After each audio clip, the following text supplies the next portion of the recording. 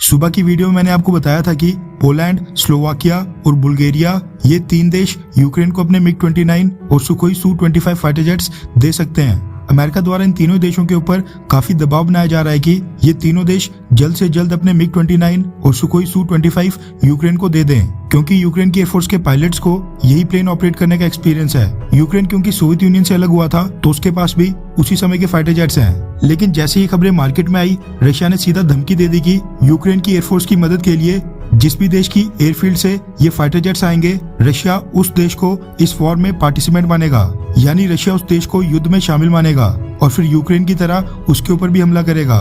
बस इसी वजह से यूक्रेन को फाइटर जेट्स देने के लिए कई सारे नाटो देश रेडी तो हैं, लेकिन कोई भी देश ये नहीं चाहता है कि ये फाइटर जेट्स उनके देश से उड़कर यूक्रेन को दिए जाएं।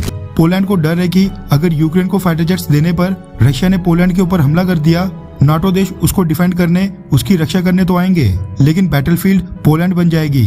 वॉर का नतीजा जो निकले, लेकिन जो तबाही आज यूक्रेन में मची है वैसी बर्बादी पोलैंड में भी हो सकती है। पिछले कल अमेरिका के secretary for state Antony Blinken ने स्टेटमेंट दी थी कि अमेरिका की तरफ से नाटो कंट्रीज के लिए ग्रीन सिग्नल है, वो यूक्रेन को फाइटर जेट्स भेज सकते हैं। एंटनी ब्लिंकन ने कहा था कि अगर पोलैंड यूक्रेन को फाइटर जेट्स देता है तो बदले में अमेरिका पोलैंड को उतने ही F-16 फाइटर जेट दे देगा। एंटनी ब्लिंकन अमेरिका के विदेश मंत्री हैं, ऐसे में उनकी स्टेटमेंट काफी मायने रखती है। लेकिन अब जो पोलैंड की तरफ से स्टेटमेंट आई है वो साफ दर्शाती है कि यूक्रेन को फाइटर जेट्स भेजने के फैसले के ऊपर सारे नाटो देशों के बीच में एक राय अभी तक नहीं बन पाई है, यानी नाटो देशों के बीच में इस मुद्दे के ऊपर फूट पड़ रही है।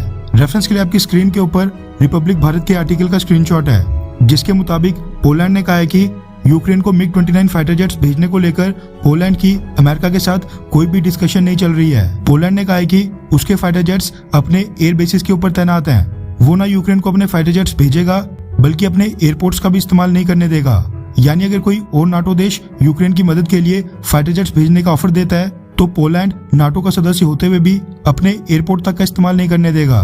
मीडिया में कई सारी रिपोर्ट्स आ रही थी कि यूक्रेन के एयरपोर्ट्स और एयरफील्ड्स रशिया द्वारा नष्ट होने के बाद रशिया के ऊपर हमला करने के लिए यूक्रेन के पायलट्स पोलैंड के एयरपोर्ट्स और उनकी एयरफील्ड से उड़ान भर सकते हैं, लेकिन पोलैंड ने उसकी भी संभावनाएं खत्म कर दी हैं। पोलैंड की तरफ से स्टेटमेंट आई है chancellery of the prime minister of Poland office से, इसलिए रिपब्लिक वर्ल्ड ने जो रिपोर्ट शेयर की है वो 100% कंफर्म है। पोलिश गवर्नमेंट ने अपनी स्टेटमेंट में ये भी लिखा है कि पोलैंड द्वारा यूक्रेन को फाइटर जेट्स देने वाली खबरें फेक न्यूज हैं। पोलैंड का ये बयान रशिया की धमकी के बाद आया है। पोलैंड क्योंकि यूक्रेन के बिल्कुल बगल में है, इसलिए अमेरिका लगातार पोलैंड के ऊपर दबाव डाल रहा है कि पोलैंड यूक्रेन की मदद के लिए फाइटर जेट्स भी भेजे और अपने एयरपोर्ट्स का भी इस्तेमाल करने दे। यानी अमेरिका दूर बैठे देखते रहेगा और यूरोप में रशिया और बाकी यूरोपियन देश आपस में लड़ते रहेंगे। आप सोचिए कि नाटो देश ही अमेरिका की बात ही नहीं मान रहे हैं, ना ही यूक्रेन को फाइटर जेट्स भेजने के लिए तैयार हैं और रशिया से पंगा लेने की हिम्मत भी नहीं कर पा रहे हैं, जबकि उनके पीछे तो नाटो के 30 देश खड़े हैं। इससे ये प्रूव होता है कि भारत ने अमेरिका के कहने के ऊपर रशिया के खिलाफ कोई भी कदम ना उठाकर बहुत ही सही किया है। जब नाटो देशों में यूनिटी नहीं है और वो डिसाइड ही नहीं कर पा रहे हैं कि यूक्रेन की सपोर्ट में उनको अपने फाइटर जेट्स भेजने हैं या फिर नहीं, फिर अमेरिका का भारत से समर्थन मांगने का तो सवाल ही पैदा नहीं होता है। आज भी जब पीएम नरेंद्र मोदी ने यूक्रेन के प्रेसिडेंट वोलोदिमीर ज़ेलेंस्की से बात की तो हमने बस यही सुनिश्चित किया कि हमारे स्टूडेंट्स यूक्रेन से सेफली निकल जाएं। फोन कॉल भी मात्र 35 मिनट तक की रही और गवर्नमेंट ने जो दोनों लीडर्स की बातचीत की प्रेस रिलीज दी है वो भी एकदम शॉर्ट है और उसमें भी यही लिखा है कि यूक्रेन और रशिया दोनों पक्षों को ये मसला सुलझाने के लिए डायरेक्ट बातचीत करनी चाहिए।